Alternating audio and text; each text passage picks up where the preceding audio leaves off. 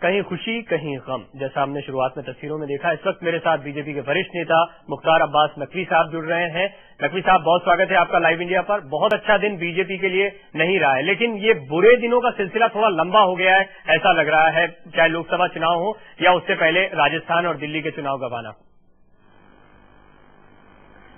देखिए, मैं इसको बुरे दिन के रूप में नहीं देखता। हम एक राष्ट्रीय राजनीतिक दल हैं और एक राष्ट्रवादी राजनीतिक दल है, और इस तरह की चुनौतियां, चुनाव में हार और जीत, ये एक ही सिक्के के दो पहलू हैं। इसके आधार पर न निराशा और न दुख, लेकिन निश्चित तौर से जो चुनाव होते हैं, चुनाव के रिजल्ट आते हैं, चुनाव के रिजल्ट के बाद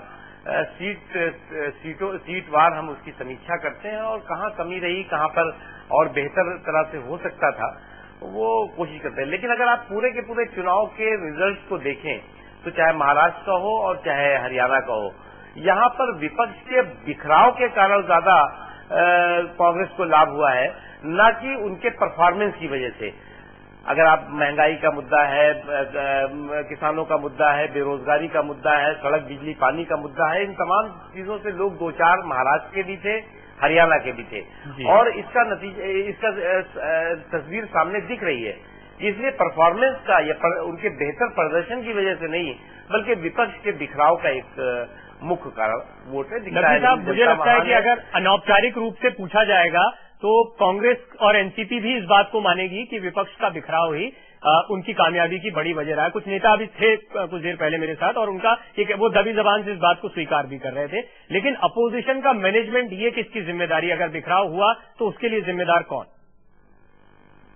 देखिए, ये तो किसी की जिम्मेदारी नहीं होती। अब उन्होंने अच्छी तरह से मैनेज कर लिया, मैं इसको मानता हूँ, ये उनका मैनेजमेंट है कि उन्होंने अच्छी तरह से मैनेज कर लिया और पार्टियों को स्पॉन्सर किया कि वोटों को किस तरह से डिवाइड करो, और उसका हुआ। लेकिन अब जब जीत होती है तो हम उनको नतमस्तक होकर के उनकी जीत को सलाम करते हैं, और लोकतंत्र की यही खूबसूरती है। लेकिन उससे भी ज्यादा महत्वपूर्ण है कि परफॉर्मेंस के आधार पर अगर कांग्रेस पार्टी या उनकी जो सरकारें दोनों जहां चल रही हैं, वो सोचें कि हम परफॉर्मेंस की वजह से या बहुत अच्छा हमने इन प्रदेशों की जनता के लिए किया और इसलिए हमको वोट दिया गया, वो नहीं हुआ है। नकवी साहब, जब हम आंकड़े देख रहे थे, अभी एनालाइज भी कर रहे थे, तो एक बात बहुत साफ समझ में आ रही थी कि अगर यहाँ पर एमएनएस का फैक्टर नहीं होता तो शिवसेना और बीजेपी के लिए ये एक बहुत बड़ी जीत होती, एक बहुत बड़ी कामयाबी होती। कांग्रेस की हालत पस्त थी। क्या कांग्रेस ने इसको पहले ही भांप लिया था, और जिस मैनेजमेंट की आप बात कर रहे हैं वो मैनेजमेंट बढ़ावा देना राज ठाकरे को यही था? बिल्कुल। देखिए, कांग्रेस पार्टी को ये इस बात का एहसास अच्छी तरह से था कि उनके 10 साल के कुशासन को लोग रिजेक्ट करने वाले हैं, और इस वजह से उन्होंने जो है वो अपने परफॉर्मेंस को ज्यादा महत्व नहीं दिया। उन्होंने महत्व दिया कि जो विपक्ष के वोटों का बिखराव कैसे हो, किस तरह से हो, और कौन कौन से लोग हैं जो कारण बन सकते हैं, उनको किस तरह से हम मदद करें, और इसलिए वो पूरे समय इस काम में वो लोग लगे रहे। मैं इसलिए इसको कोई बहुत कांग्रेस के लिए कोई बहुत बड़ी जीत या कांग्रेस के लिए कोई बहुत खुश होने की बात मैं नहीं मानता। लेकिन ये बात सही है कि उनका मैनेजमेंट जो है वो विपक्ष के वोटों के बिखराव के लिए ज्यादा था, न कि अपने परफॉर्मेंस और अपनी सरकारों के परफॉर्मेंस को लोगों को बीच ले जाने के लिए। अगर इन आंकड़ों को और गौर से देखें, एनालाइज करें, तो बीजेपी का प्रदर्शन यहाँ बहुत बुरा नहीं रहा है, लेकिन आपके सहयोगी शिवसेना की वजह से आपको भी इस हार का मुंह देखना पड़ रहा है। इस पर मैं आपसे बात करूंगा, लेकिन उससे पहले एक छोटा सा ब्रेक मुझे लेना है।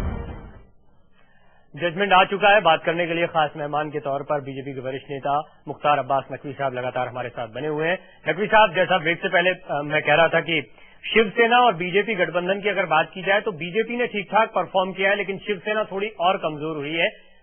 हालांकि ये गठबंधन की राजनीति और जाहिर सी बात है, हार जो है आप दोनों के खाते में आई है, लेकिन आपको लगता है बीजेपी ने अपने हिस्से का काम किया?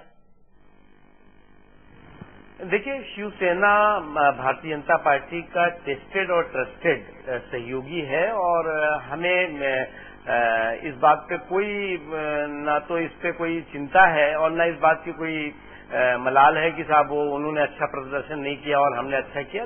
दोनों की खाते में जो है वो हार और जीत का बराबर से जो है वो हिस्सा जाता है। जहां तक सवाल है शिवसेना के प्रदर्शन का, डेफिनेटली जब आप एमएनएस को शिवसेना के वोटों पर सेन लगाने के लिए कांग्रेस पार्टी स्पॉन्सर करेगी, एनसीपी स्पॉन्सर करेगी, तो नुकसान तो बीजेपी को भी होगा, शिवसेना को भी होगा। एक सहयोगी को अगर वोट कम होते हैं, एक सहयोगी की अगर सीट कम होती है और हम गठबंधन के साथ लड़ रहे हैं, तो निश्चित तौर से नुकसान दोनों साथियों को होता है।